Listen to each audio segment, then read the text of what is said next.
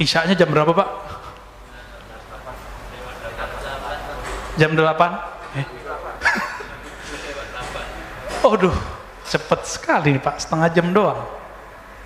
Hadis pertama, saya nggak bacakan sanad, hadis Abu Daud, nomornya tidak usah dibaca, babnya bab Kitabul Mahdi.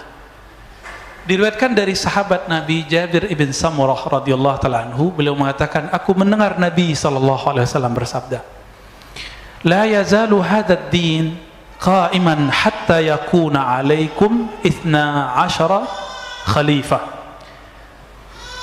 Agama ini akan tetap teguh sampai memimpin 12 khalifah, semuanya disepakati oleh umat. 12. Dan 12 ini diperdebatkan apakah nanti turunnya ke Bani Alawiyin, Sayyidina Ali, atau nanti ke Bani Umayyah atau Abbasiyah. Karena pembahasannya panjang, kita skip aja dulu. Ya. Nanti debat lagi ulama ahli sejarah yang pro Syiah atau pro ahli sunnah. Nah, kita menghindari itu Pak, menghindari perdebatan ini sementara karena hadisnya waktunya tidak cukup. Hadis kedua membahas yang sama, sekarang hadis yang ketiga. Ini yang paling penting karena judulnya tentang karakter atau tanda-tanda kedatangan Imam Al-Mahdi. Apa arti Al-Mahdi? Apa arti Al-Mahdi? Ada Hadi, ada Al-Mahdi. Apa artinya? Hadi yang maha memberi hidayah, petunjuk. Al-Mahdi yang diberi hidayah. Lalu ada yang bersama beliau namanya Al-Mahdiyin. Al-Mahdiyin ini mulai dari awal Nabi Muhammad SAW berjuang sampai akhir zaman ada Al-Mahdiyin. Mereka lah yang mempersiapkan kemunculan Al-Mahdi, mempersiapkan tentara Al-Mahdi. Dan kalau umur panjang nanti mereka berlanjut, kalau tidak maka berganti, mereka wafat berganti. Maka saya terhibur sedikitlah dengan hadis ini. Kita sedih Pak, ulama kiai kita, habaib kita di luar negeri, di dalam negeri banyak yang meninggal. Terhiburnya gimana? Allah tidak akan pernah membiarkan bumi kosong dari kekasih-kekasihnya. Karena kalau nggak ada lagi kekasih Allah, kiamat bumi. Al-Mahdi belum muncul, Dajjal belum muncul, Ya'juj Ma'juj belum muncul. Ini kalau tidak faham hadis ini dengan baik, kacau. Dikira Ya'juj dulu, enggak, Dajjal dulu baru, Ma'juj nanti belakangan. Dikira terbit matahari dulu, enggak, nanti itu. Ya, nanti itu semua. Baik. Dari Abdullah ibn Mas'ud radhiyallahu taala anhu, dari Nabi SAW. Nah, ini hiburan juga buat kita. Biar enggak galau-galau amat Pak. Tiap hari dengerin innalillahi wa inna ilaihi rajiun. Nggak tahu malam ini mungkin besok ada yang diambil Allah, kita nggak tahu. Jangan takut Pak. Kalaupun diambil minta, ya Allah, kalau engkau ambil tolong husnul khatimah. Ya. Kalau tidak engkau ambil, tolong hidupkan kami, mempersiapkan diri kami untuk bertemu engkau. Jadi nggak ada takut orang beriman itu. Ustadz, anak istri saya gimana? Lah tenang aja ya. Nabi Isa nggak ada bapaknya, hidup. Ya, ada nggak bapaknya? Hidup. Imam Bukhari yatim Pak. Sekarang disebut namanya, tidak ada orang belajar hadis kecil menyebut namanya, betul? Ya, baik. Lau lam yabqa minad dunya ila yaumun la tawwalallahu dzalikal yaum. Seandainya tidak tersisa dari dunia ini kecuali satu hari, Imam Mahdi belum keluar, la tawwalallahu dzalikal yaum. Allah akan panjangkan hari itu hatta yab'atsa fihi rajulan minni, sehingga Allah mengutus. Kalimatnya mengutus lah Pak. Jadi Al-Mahdi itu utusan, ini kata kunci. Al-Mahdi itu mab'us, diutus. Bedanya dia bukan Rasul, bukan Nabi. Mab'us, utusan berarti agen-agennya Allah. Rajulan minni, keturunanku, seseorang dari keturunanku. Min ahli baiti, ini pencirian pertama dari ahlu baitku. Maka pembenci ahlu bait Rasulullah, silakan Pak, kita benci dengan atau nggak sepakat dengan politik fulan, dengan politik fulan. Ini kan habaib lagi pecah nih. Ada yang pergerakan ini, ada yang pergerakan ini. Udah, itu biarin, itu hak mereka. Kan mereka juga manusia. Mereka emang nggak boleh beda politik? Kan boleh-boleh aja. Antum boleh berbeda politik dengan aneh, boleh. Aneh juga boleh toh. Jadi jangan pernah paksa kita ikut politik antum. Sebagaimana kami tidak boleh memaksa jamaah ikut pikiran politik kami, karena politik itu ra'yu, pemikiran murni, bukan dari Allah. Boleh berbeda kita, jangan paksa. Walaupun kita beda dengan para habaib, para zuriat Rasulullah, tapi nggak boleh kemudian meragukan bahwa mereka ini punya nasab kepada baginda Nabi Sallallahu Alaihi Wasallam.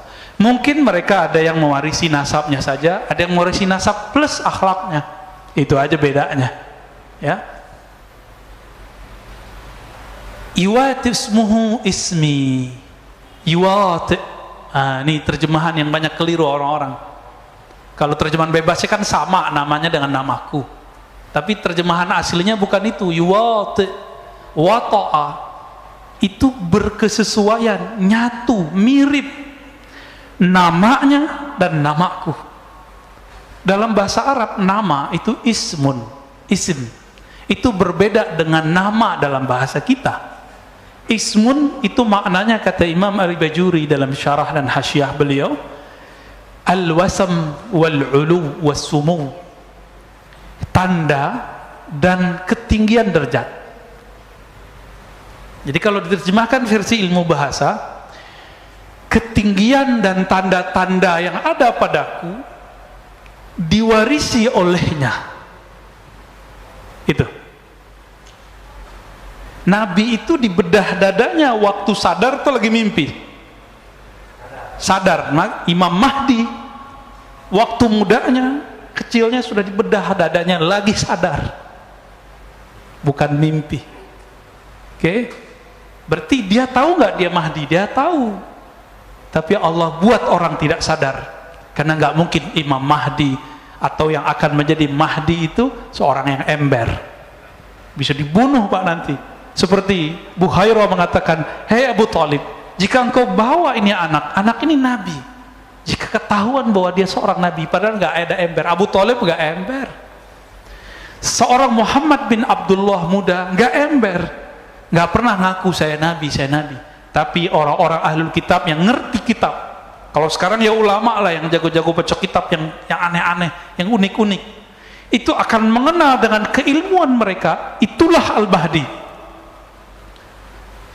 Jadi nggak mungkin di luar jalur ulama yang mengerti hadis, ulama yang mengerti ilmu akidah, dia pakarnya ilmu umum, nggak mungkin mengerti ilmu ini. Backgroundnya bukan ilmu agama, bukan orang yang mengerti hadis-hadis ini, cuma mengerti lewat terjemahan. Bagaimana mungkin dia mengerti bahwa sosok yang dia katakan Mahdi itu Mahdi? Buhairah dia hafal Pak Bible, perjanjian lama, perjanjian baru, maka dia tahu pencirian Al-Mahdi. Kenapa? Yesus alias Nabi Isa, apa katanya? Inni mubasyirun birrasulin ya'ti min ba'di ismuhu Ahmad, surat Shaf. Aku dapat tugas dari Allah untuk mengabarkan kepada kalian kemunculan seorang rasul namanya Ahmad. Tugas itu tugas Nabi Isa. Maka selesai tugasnya, umur 33 diangkat. Nanti ada tugas baru lagi. Ya, nanti di akhir zaman, ini gak lama lagi Pak. Kenapa kita bilang gak lama? Karena hadis berikutnya mengatakan apa? Si Al-Mahdi yang namanya, isimnya, tanda-tanda dan ketinggian derajatnya mewarisi dari ketinggian derajat dan tanda-tandaku, sama denganku, sama dengan ayahandaku. Jadi ini bukan nama KTP, bukan nama paspor, ya. Jadi jangan terjebak pada pencirian nama yang zahir, ciri fisik yang zahir. Fisik yang zahir, nama yang zahir itu setelah islah. Apa arti islah? Allah benerin itu. Jadi Al-Mahdi itu sekarang belum diislah Pak, belum diislah, belum dibenerin fisiknya. Jadi enggak, kalau antum jidatnya lumayan ya, coba buka jidatnya dikit. Oh, dia bisa jadi calon nih. calon Mahdi Pak. Tor beneran lagi, jangan halu ya. Pak Ustadz, saya jidatnya lebar, hidung saya mancung. Ini kan cincin Mahdi. Kalau begitu berapa banyak habaib, profesor dari dulu jidatnya lebar, hidungnya mancung, irung mancung, kata orang Sunda. Gimana? Enggak, itu pencirian zahir. Di sini ada nanti di belakang setelah diislah. Kekeliruan orang-orang hari ini mencari Al-Mahdi pencirian yang zahir. Kalau begitu Muhammad bin Abdullah berapa orang punya nama begitu? Nama Nabi ada 313 yang kita bisa akses. 313 loh Pak. Bukan hanya Ahmad, Muhammad, Mahmud. Ada Aqib, ada Mahi, ada Khatim, ada Fatih. Tadi dikira Khalifah Sultan Muhammad Khan alias Muhammad Al-Fatih. Enggak, bukan beliau, kan bukan zuriat Nabi beliau.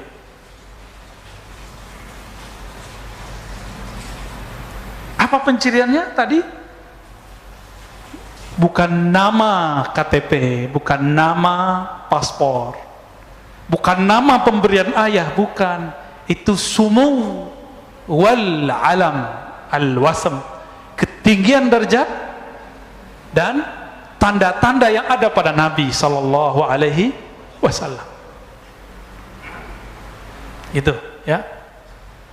Oh Ustadz, saya mimpi. Lah kalau antum mimpi, aneh mimpi juga. Apakah ada Al-Mahdi? Enggak, bukan mimpi penandanya. Betul, mimpi pertama Nabi itulah wahyu pertama. Tapi kapan mimpi pertama Nabi? Dalam hadis Bukhari dikatakan, awal wahyu itu ar-ru'ya as-salihah yara misla falakis subah. Mimpi pertama Nabi itulah wahyu pertama Nabi. Loh, kapan Nabi mimpi pertama? Umur 25? No, sebelum itu. 40 sebelum itu. Jadi Nabi itu suka menyendiri sejak kapan Pak? Sejak menikah atau sebelum menikah? Sebelum menikah udah suka menyendiri. Tapi ru'ya itu bukan hanya mimpi, tapi bisa visualisasi. Beliau melihat di alam sadar dan bawah sadarnya. Ini yang bisa menjelaskan orang-orang psikolog dan ahli neurologi, bahwa ada sadar, alam bawah sadar, ada supranatural, ada supernatural. Supernatural inilah alam hakiki di dalam diri kita, yang dulu disebutkan oleh Nabi, ar-ru'ya juz'un minan nubuwah, mimpi yang begitu yang dari Nabi, warisan kenabian. Jadi nggak semua mimpi. Coba bayangkan, mimpi ketemu Allah aja bisa halu Pak. Ada yang nggak mimpi? Sidi Syekh Abdul Qadir Jilani, Kutub Rabbani, Syekh Abdul Qadir itu dalam keadaan jaga ketemu Allah, tapi dia tahu karena dia punya ilmunya. Imam Syekh Abdul Qadir Jilani ini akidahnya kuat, syariatnya mantap, maka dia tes yang aku Tuhan nih. Jadi Tuhan bisa dites Pak. Berani nggak ngetes Tuhan? Nabi Ibrahim berani. Ya Rabb, boleh dong buktiin kalau engkau Tuhan. Beliau sudah tahu itu Allah. Gimana caranya? Ya gimana cara menghidupkan sesuatu yang mati? Apa kata Allah? Awalam tu'min? Kamu gak percaya? Ya Rabb, aku percaya, tapi biar hati itu tenang. Liyutma'inna qalbi, supaya hatiku tenang. Itu boleh dites begitu Bu. Ada ilmunya, ilmu akidah. Maka Nabi Ibrahim itu disebut ummah, abu tauhid, bapak tauhid. Hanya ilmu tauhid yang bisa ngecek ini Mahdi asli atau Mahdi palsu. Mau dia mimpi ketemu Allah, mimpi ketemu ini, ternyata hanya satu yang tidak salah halu, mimpi ketemu baginda Rasul SAW. Di sebanyak wali-wali di dunia mimpi ketemu Nabi, terus di antara mereka siapa yang wali? Siapa yang Mahdi? Kan bisa aja diklaim Pak salah satunya Mahdi. Nah, maka nggak cukup tanda-tanda itu, harus ada yang kedua. Ism maknanya sumu, ketinggian ilmu, ilmunya sangat tinggi. Maka di kitab ini disebutkan bahwa 4 pencirian Khatmul Aulia. Khatmul Aulia ini puncak kewalian di akhir zaman. Nih kita bagi aja Pak ya, biar clear masalahnya, tapi nggak akan clear sampai nanti. Kalau nggak ketemu 4 ilmu ini pada orang yang ngaku Mahdi atau diklaim sebagai Mahdi itu, maka dia bukanlah Al-Mahdi, tapi dia halu atau cuma diklaim oleh orang. Pertama, punya ilmu al-badi'i pakai hamzah, ilmu nasab alam semesta, asal usul alam semesta, bukan pakai mimpi, Pak. Dia kalau ngelihat antum nih tahu, oh kamu ruh, kamu dulu si anu. Hanzalah ketemu Salman, Salman ketemu sahabat. Apa kata sahabat ini? Kamu kok tahu saya? Apa jawaban beliau? Arafat ruhi ruhak, ruhku sudah kenal engkau sebelum ketemu di sini. Makanya ada namanya Habib Mahdi di Paru. Udah meninggal, Pak, Allah yarham, ya. Luar biasa waliullah. Beliau belajar ke Mekah, itu ketemu seorang syekh, langsung disebutkan nasabnya. Kamu anak sianu, pada baru pertama ketemu. Itu pencirian wali. Ini baru satu, berarti dia wali nih, wali yang tinggi, ulu, sumu, punya kualitas yang tinggi. Dia tahu, ya, namanya ruh yang ada di pohon, maka Nabi bisa memanggil pohon, wahai pohon kurma kesini, datang pohon kurmanya. Dan beliau dikenali oleh alam semesta ketika beliau jalan-jalan di pegunungan Mekah. Itu pohon-pohon, batu-batunya apa? Assalamualaikum ya Rasulullah. Itu belum dimasyhurkan, Pak. Jadi an-nabi ya'rif bi annahu nabi qabla al-ba'si. Nabi itu tahu bahwa dia nabi sebelum dia dimasyhurkan oleh Allah. Al-Mahdi juga tahu. Enggak tebak-tebakan, Pak. Ini keselamatan dunia, nggak main tebak-tebakan kita, apalagi cocok logi. Maka kita ketat sekali untuk masalah ini. Buka kitab hadisnya, kita cari penjelasan ulamanya. Nggak mau kita main-main dalam bab ini. Masa pakai WA doang ketahuan Imam Mahdi, kan? Masa pakai mimpi doang ketahuan Imam Mahdi? No, nggak ada cerita. Harus detail, Pak, harus detail. Orang milih presiden, gubernur, wali kota, bahkan milih takmir masjid aja harus hati-hati. Bener gak? Selamat pensiun Pak Bambang. Kok nyambungnya ke sono ya? Harus ada pencirian ilmu ini. Ini baru ilmu pertama, Pak. Saya belum bacakan ilmu kedua, ketiga, keempat, ya. Bisa mundur semua yang aku Imam Mahdi sekarang. Dia tahu nggak dia dulu siapa? Karena Allah mengatakan alastu bi rabbikum, hei, aku dulu adalah apa? Alastu bi rabbikum, bukankah aku Rabbmu? Maka para arwah menjawab, bala syahidna ya Rabb, benar, kami menyaksikan engkau. Dulu antum di mana tuh? Namanya siapa? Makomnya apa? Kalau tahu, bisa jadi Imam Mahdi, bisa jadi pengikut Imam Mahdi. Belum tentu dia Imam Mahdi. Jadi antum tahu aja belum disebut Imam Mahdi. Itulah ilmu yang disembunyikan Nabi di kolbunya. Maka beliau ngomong, kuntu nabiyyan wa adam munjadilun baina ma'in wa tin. Hadis Imam Al-Hakim disahihkan oleh beliau. Aku ini sudah nabi dulu. Kalian belum ada, Nabi Adam juga belum ada. Itu nabi di alam mana itu, Pak? Nah, ini yang disebut alam azaliyah atau alam ruh. Apa ulama kita beda pendapat mengenai nama alam ini. Karena kalau ahli akidah azali nggak disebut alam, tapi kalau versi ilmu hakikat itu disebut alam, ya, karena alam itu kullu ma siwallah, segala sesuatu selain Allah. Gimana, Pak? Tegang Pak Bambang? Lalu ada pencirian berikut ketika muncul Al-Mahdi. Jadi kapan Al-Mahdi muncul? Al-Mahdi itu penciriannya yamla'ul arda qista, akan memenuhi bumi dengan keadilan. Wa adla, ya sama artinya, kama muliat zulman wa jawra, sebagaimana sebelum dia dibangkitkan oleh Allah, diislah oleh Allah, ditampilkan oleh Allah. Allah yang nampilin, Pak, bukan orang, bukan jamaahnya. Allah yang tunjuk, ente Mahdi. Itulah yang disebut ala minhajin nubuwah. Gak bisa lewat antum 1 miliar bilang ini Mahdi, gak bisa.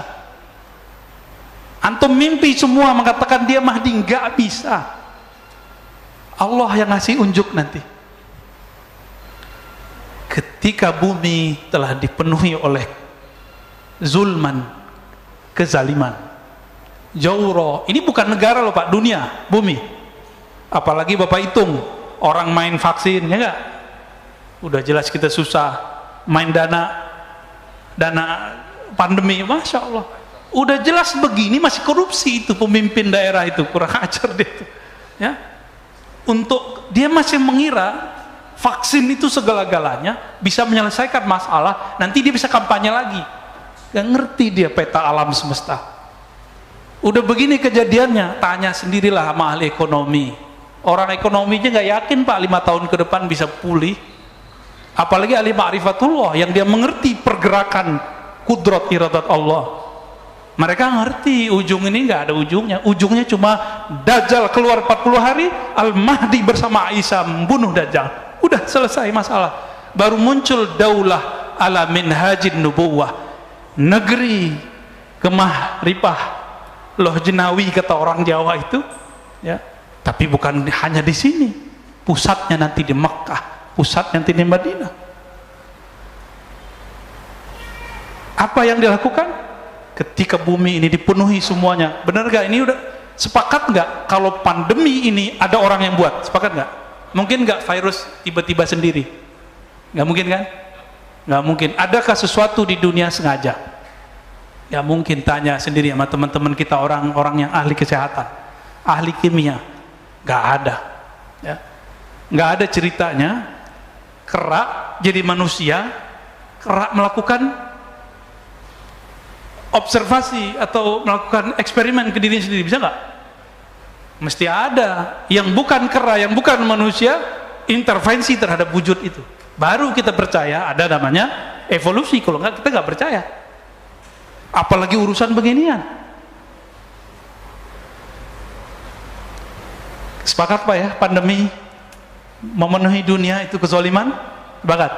Banyak yang mati nggak? Bukan hanya orang yang mati, usaha mati, perusahaan banyak mati, negara bangkrut, bener. Beberapa negara sekarang itu nggak sanggup beli vaksin, kita masih sanggup Pak, walaupun ngutang. Utang Pak, udah bangkrut kita udah. Jadi kalau dihitung-hitung bangkrut, cuma nggak tahu ini psikologi orang-orang ngurusin negeri ini, nggak tahu siapa yang bisikin. Jangan buat panik, jangan panik, bener sih. Cuma kita harus tahu juga sebenarnya apa yang terjadi sekarang, kita harus tahu juga. Tapi jangan sering-sering tahu. Jadi enakan jadi orang yang pura-pura bodoh daripada orang yang banyak tahu. Ntar banyak galau aja Pak. Banyak tahu yang nggak penting maksudnya.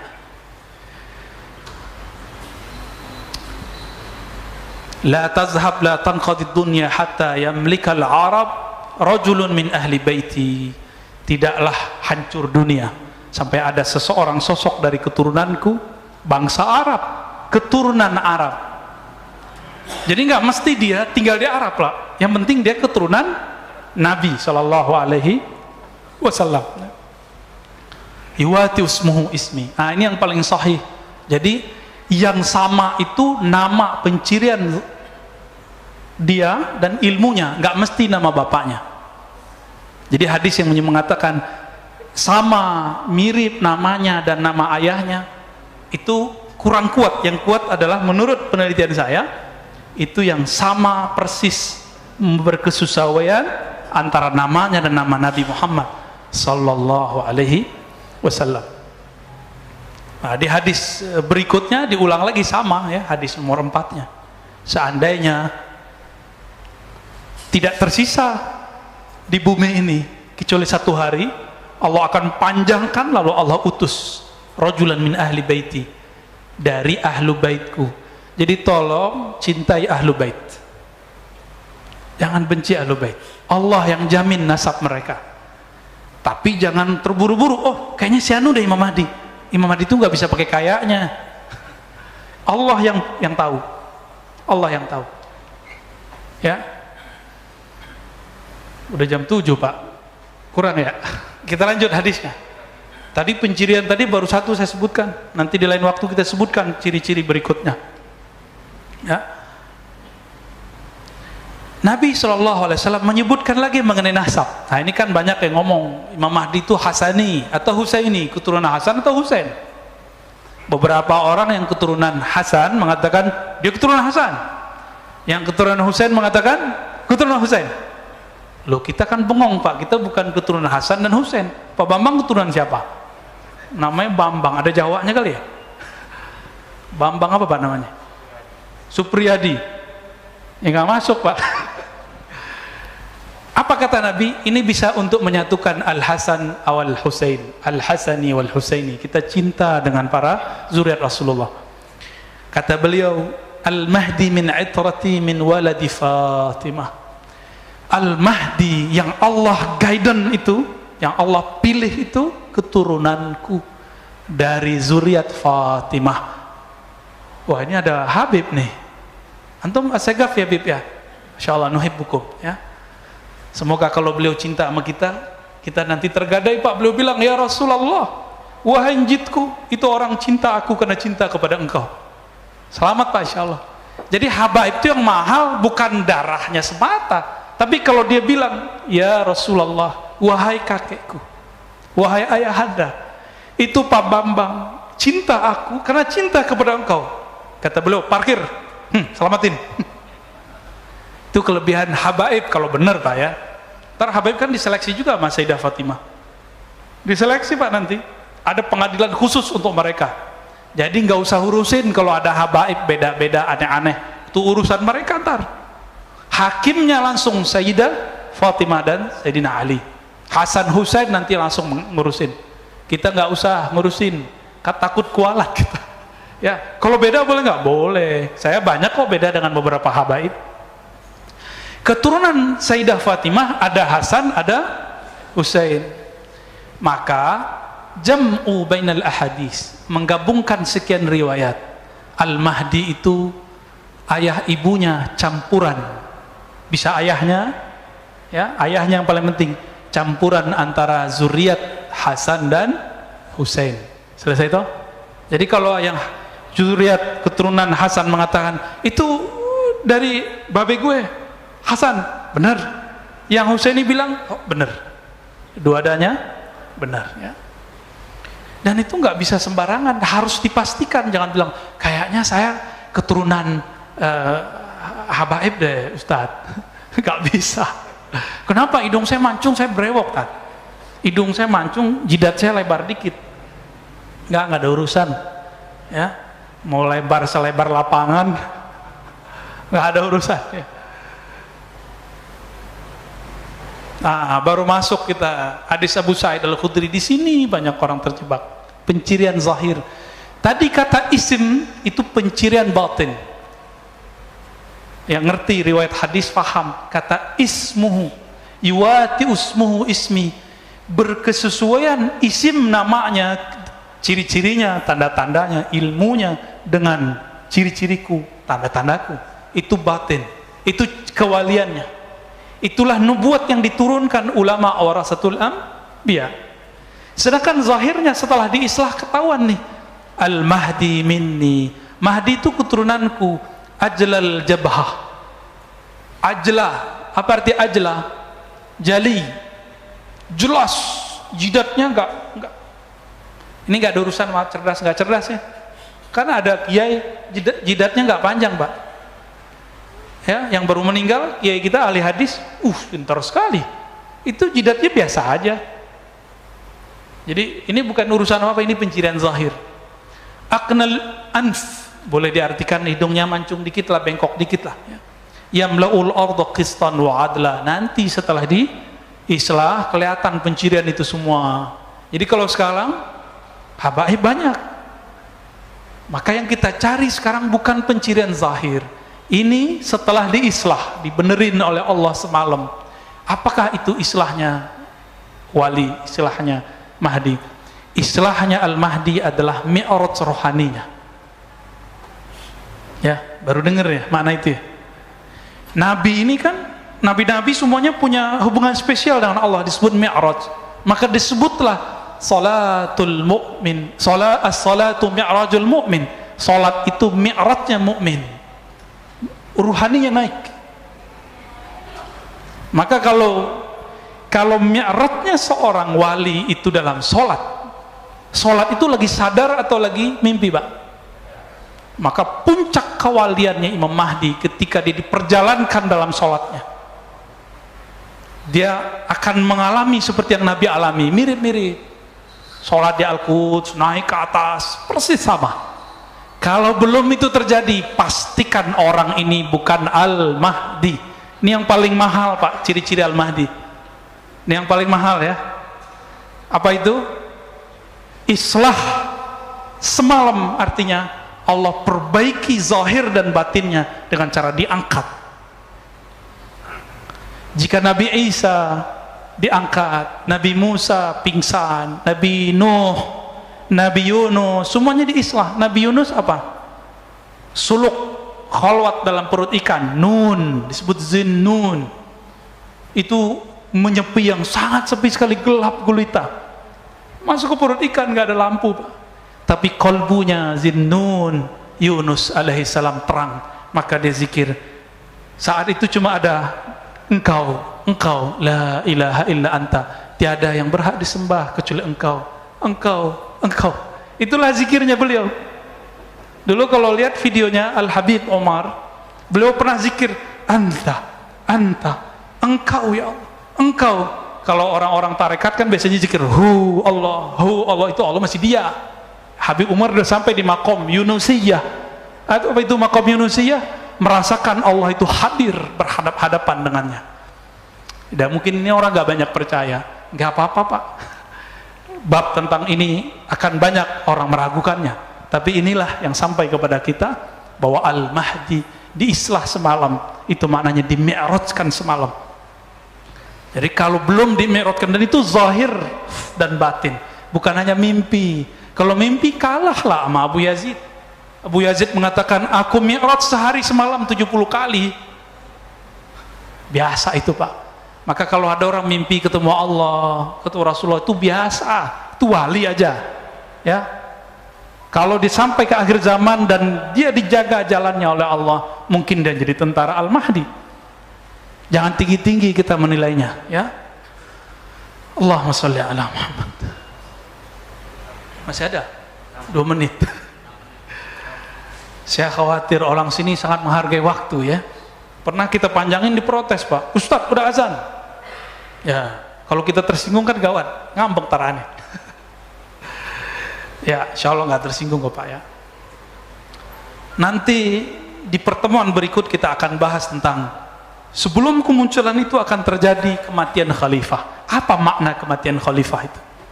Ya, insya Allah next di liqa yang berikut akan kita bahas tentang itu ya. Hadis ini walaupun cuma 9 atau 10, tapi saya ya nggak cukup Pak. Kita buat daurah ini dalam bahasa Arab di Pekanbaru itu 2 jam full saya jelasin dalam bahasa Arab, dan saya bilang ini masih ada makna yang lainnya. Yang tadi aja saya nggak sebutin semua ya. Tentang nama itu kita nggak buka semua. Insya Allah kalau tambah dekat waktunya, tambah dekat, kita akan buka. Insya Allah. Harapannya semoga kita masuk ke barisan pejuangnya. Amin. Jangan GR dulu ya. Jangan GR. Biasa aja Pak. Maka tolong jangan terlalu percaya dengan konspirasi yang hoax. Tolong ya. Ini ada makar di dunia ini. Tapi ingat, Allah lebih kuat makar. Udah ingat itu aja. Maka gak usah panik-panik amat, sehingga gampang percaya dengan hoax. Kita ikutin aja jalan main. Mereka mau gini ya kita ikutin, mau vaksin ya, ntar nggak makan naga anaknya ya, karena nggak vaksin nggak kerja. Udah vaksin aja nggak apa-apa, kita ikutin, kan tubuh fisik aja. Sayyidina Ali ditusuk, nggak masalah bagi dia. Cuma tubuh fisik kok, nggak usah khawatir Pak, nggak akan jadi zombie. Tapi saya belum vaksin Pak, lagi nyari yang cocok. Karena vaksin yang A, kebanyakan kawan kita divaksin mati lah, horor juga kita. Walaupun kita tahu yang mematikan hanya Allah, tapi ya secara zahir, ya pikiran kita masih mencari-cari. Nanti kalau ada yang bagus kabarin saya Pak ya. Langsung kita sekeluarga mau vaksin insya Allah. Kita ikutin mainnya, nggak apa-apa. Seperti Nabi dulu ketika perang Hudaybiyah, bukan perang, belum perang. Dibuat MOU Hudaybiyah, 15 kilo lagi udah mau nyampe Mekah. Ditolak, Nabi terima atau enggak? Tapi ada yang nggak terima nggak? Ada. Makanya wajar kalau sekarang vaksin nggak ada yang terima, wajar lah. Ini analog walaupun jauh, tapi bisa dipakai. Ya, Jadi ngalah aja Pak sekarang kita. Mereka mau apa? Mau 1000 kali vaksin, ayo. Dengan bismillah kita ambil. Insya Allah tidak akan berefek buruk. Kalaupun wafat, wafat syahid. Karena orang yang kena pandemi, ridho, syaratnya satu, ridho, rela dengan ketentuan Allah ini, dia mati syahid. Maka yang sudah ada keluarganya kena, nggak usah sedih-sedih amat. Dia beruntung Pak, dia meninggal saat ini. Dia mati syahid. Coba antum nanti, barisnya cuma 2. Tentara Dajjal, tentara Al-Mahdi, nggak ada lainnya. Tentara Al-Mahdi sedikit. Apa kata Nabi? Nanti 73 golongan, cuma 1 al-jamaah. Jika umat manusia 7 miliar, 7 miliar Pak ya, 73, kita cuma 1, berarti 1 banding 100 kali 73, kaliin 7 miliar, berapa nanti? Dikit sekali. Jadi kita nggak usah obsesi juga banyak-banyak jamaah. Nanti kalau banyak-banyak jamaah, ujungnya ngumpulin fulus. Ya, kalau udah ngumpulin fulus, nanti muncul orang-orang jahat memanfaatkan keadaan.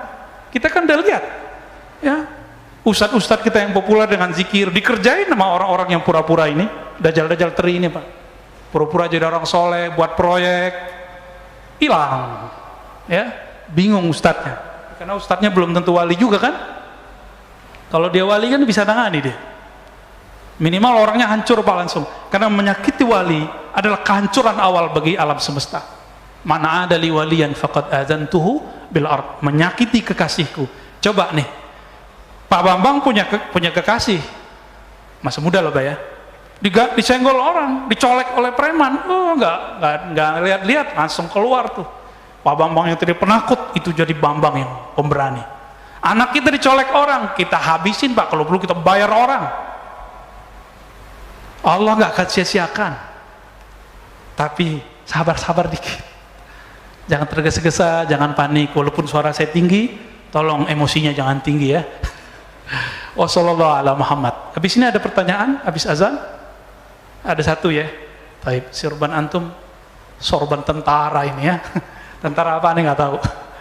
Nanti Pak, karena 73 umat Nabi Muhammad, satu bagian dari gerakan yang benar, al-haq ta'ifah. Berarti 72 umat Nabi juga nggak? Maka pakaiannya tentara Dajjal nanti persis seperti pakaian tentara Al-Mahdi. Sama-sama bersorban, sama-sama berkopiah, baju-baju orang soleh. Maka nggak mungkin kita bergerak cuma dengan penciran zahir. Silakan pakai pakaian yang indah, tapi pelajari pakaian yang batinnya. Insya Allah kita tambah cepat menemukannya. Ya, amin ya rabbal alamin. Jadi kalau kita di luar sana kita bahas sunnah bid'ah, sudah itu di luar itu Pak ya, itu wajar. Saya lagi jagain beberapa orang. Tapi kalau ini tolong dilupakan bab itu. Maka kita nggak ada kebencian dengan kelompok apa aja di sini. Kita cuma mengingatkan hadis-hadis ini. Bukankah semua kelompok mempercayai hadis ini? Hadis ini sahih hasan, yang dhaifnya sudah naik kepada hasan. Tafadhal, muazin.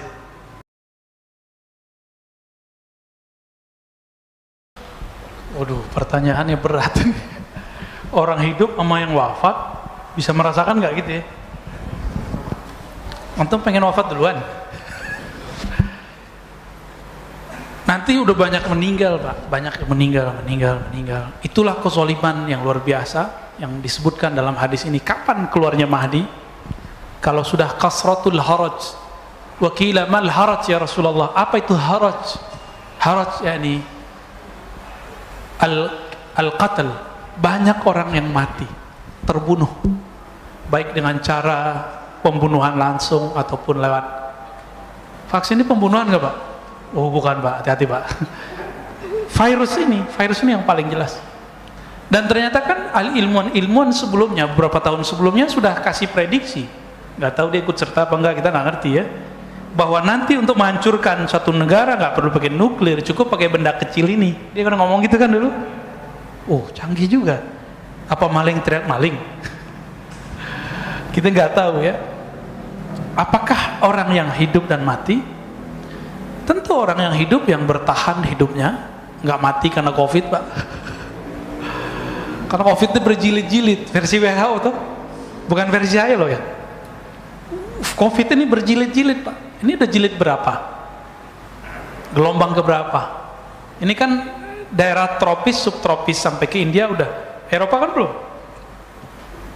Eropa mau masuk winter, menghantui itu Pak, betul-betul menghantui.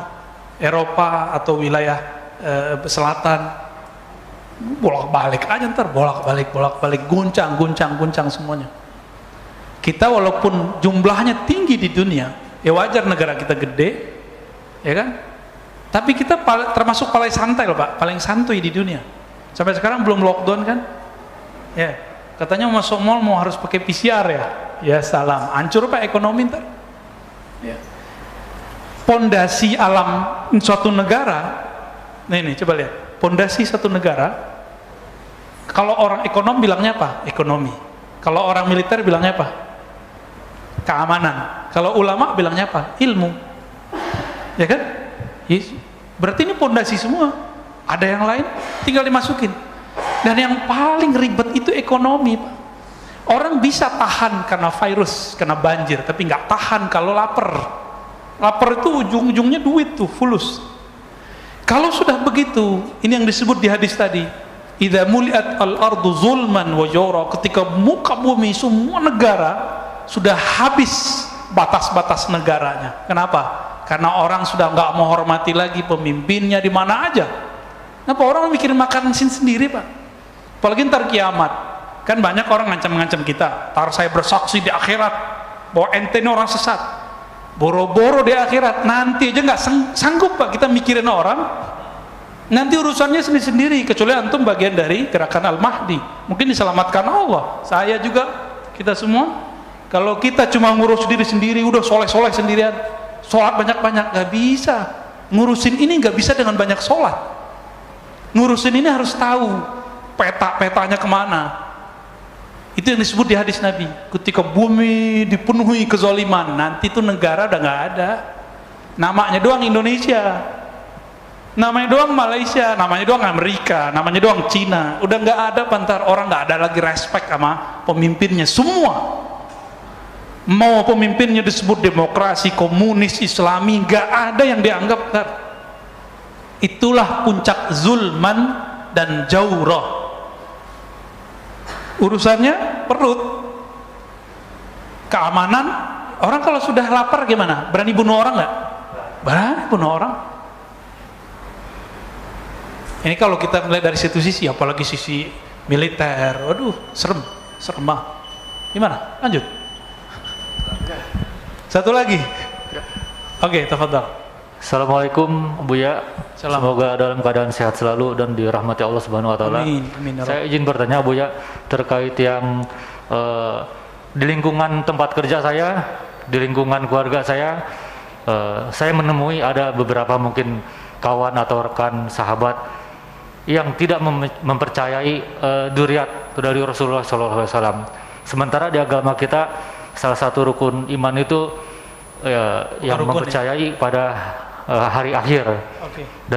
Dari yang tadi Buya ajarkan itu, apa hukumnya Buya untuk orang-orang yang tidak mempercayai bahwa Rasulullah itu mempunyai keturunan atau tidak mempercayai dzurriyyah, dan bagaimana kita menyikapinya hal tersebut? Mungkin itu saja, terima kasih. Wassalamualaikum warahmatullahi wabarakatuh. Tadi saya lupa tadi ya, apakah yang mati ikut berjuang? Itu pertanyaan. Bukan hanya merasakan, kalau dia wali dia ikut berjuang. Karena hadis Imam Bukhari mengatakan bahwa kalau ada para syuhada meninggal, dia minta kepada Allah, ya Allah hidupkan kami kembali. Kan nggak mungkin Pak reinkarnasi, mungkin nggak? Nggak ada kan reinkarnasi dalam Islam. Maka dia nanti akan membersamai pejuang-pejuang itu nanti. Karena para syuhada Allah kasih akses paspor dan visa, bisa masuk alam barzakh, alam nyata, surga, bolak-balik suka-suka dia. Syuhada itu kalau meninggal. Wali-wali apalagi. Nabi, wali, syuhada. Kalau ada orang yang tidak meyakini adanya keturunan Rasulullah hari ini, kalau saya husnuzon, berbaik sangka ya Mas ya, mungkin dia seperti saya dulu kan saya nggak percaya Pak, karena nggak tahu bahwa di hadis Imam Muslim ada perintah untuk hati-hati terhadap zuriat Nabi, ada di hadis Tirmizi ada. Dia ngerti hadisnya, bahwa hadis yang paling sahih setelah Quran Bukhari, nomor 3-nya Muslim, baru Abu Daud, baru Tirmizi. Di hadis Abu Daud ini kitab ke berapa tuh? Ketiga. Disebutkan Al-Mahdi minni. min ahli baiti, min waladi Fatimah, 3 redaksi. Al-Mahdi di akhir zaman itu keturunanku, keturunan Fatimah. Kalau Nabi ngomong begini, ini jaminan nggak kalau ahlu bait zuriat Nabi hidup sampai akhir zaman? Ya, kalau babeh ente nggak tahu nasab ente, jangan salahin babehnya Nabi Muhammad, orang keturunannya Nabi Muhammad. Ya, kalau saya sendiri ke atas cuma tahu 4 Pak nasabnya. Hatta Syekh Ahmad Khatib Al-Minangkabawi cerita, saya cuma tahu 4 nasab ke atas. Itu selevel Syekh Ahmad Khatib, ulama kita yang pernah jadi imam di Masjidil Haram. Inilah cara Allah menjaga para zuriat Nabi. Maka carilah sekarang zuriat Nabi, tanya nih Habib Segaf nih, beliau punya nasabnya Pak ke atas sampai ke Nabi Adam punya. Antum nggak percaya, datang ke rumahnya. Hanya zuriat Nabi yang dijaga, nggak ada yang lain. Ntar jangan cium tangan ya, pandemi Pak. Baik, saya rasa cukup. Semoga kajian ini membuka cakrawala mata, hati dan pikiran kita. Saya minta ampun kepada Allah jika ada yang berlebihan. Saya minta ampun kepada Allah jika ada kalam yang tidak tepat. Nas'alullah ya Allah ya afu ya karim, afwaka wa afiyatak wa salamatan mink. Amin ya rabbal alamin. Wa sallallahu ala nabi Muhammad. Subhanakallahumma wa bihamdika asyhadu an la ilaha illa anta astaghfiruka wa atubu ilaik.